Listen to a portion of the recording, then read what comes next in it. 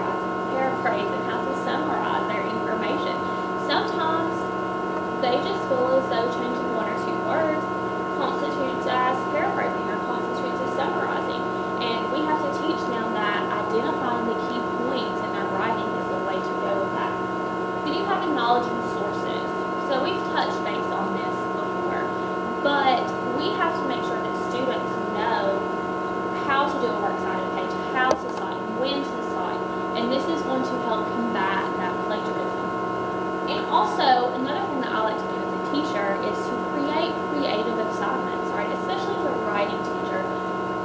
You can create assignments that are personal to the student, assignments that they have to pull from their brain, from their knowledge to write. So something that has happened to them personally, something that they need to compare to their own personal life.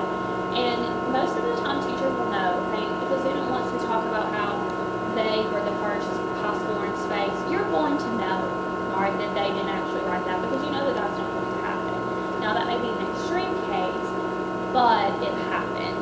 So as an educator and as a writing teacher, you can assign these assignments that are very personal to the student, that pertain to their own lives.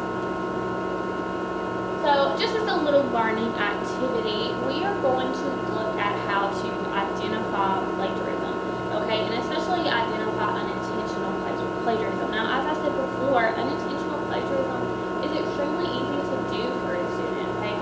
Now, whether or not they mean to or not, we're not sure. So we are going to focus on citing information. So if you look at the papers in front of you, you have 3 different passages from an article. And on the left, you have the original passage, and on the right, you have the student work. So that's what we're going to look at very quickly. So if you look at your paper, all right, this is also attached. You have the original passage, and you have the student passage. Now, what I want you to do is I want you to tell me which of these are plagiarized and which of these are not. So take just a moment, look at these very quickly, because we all know that as teachers, we have to do things very quickly sometimes because time is of the utmost essence. Okay, so let's look at the first passage. Now, this student has paraphrased from the original passage and they've put it into their own work. However, they've not included a citation. So is that plagiarism or is that not plagiarism? Correct, that is plagiarism. Okay, they have not acknowledged that this information came from somewhere else. Okay, then you have the second one, and the student has direct quoted from the original passage but not included a citation. Okay, that is plagiarism. So especially when you direct quote, you have to have that citation. And the last one, they have paraphrased it and they have also put a direct quote, but you see right here in parentheses you have Hopkins, who is the author. Okay, so plagiarism or no? Correct, that is not plagiarism. Alright, the student has cited it well and it's perfect as long as they have put this entry into the works cited page. Now, of the first 2 instances, could those be unintentional plagiarism? Yes, they could be. Alright, the student may just not have known how to cite or that they were supposed to cite, and they could have just accidentally forgotten. So I hope that this little discussion on plagiarism has helped you be able to identify plagiarism of